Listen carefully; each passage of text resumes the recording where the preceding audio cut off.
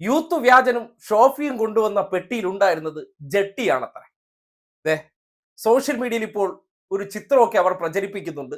കോൺഗ്രസുകാരെ അനുകൂലിച്ച് ചെയ്യുന്ന ചില ഓൺലൈൻ മഞ്ഞക്കാരെ കൊണ്ട് അവർ പറയുകയാണ് പെട്ടിയിൽ ജട്ടിയാണത്രേ. എന്തായിരുന്നാലും ആ ജട്ടിക്കഥ കാണുമ്പോൾ തോന്നുകയാണ്. അതായത് കേരളത്തിലെ രണ്ട് പ്രമുഖരായിട്ടുള്ള യൂത്തന്മാർ, ഷോഫിക്കായും അടിമയായിട്ടുള്ള യൂത്തനും. വിനു വി ജോൺ എന്ന ഏഷ്യാനെറ്റിന്റെ ജഡ്ജിയെ കൂട്ടുപിടിച്ച് പറഞ്ഞാൽ ഷാഫി പറയാതെ മുള്ളാൻ പോകാത്ത അടിമ.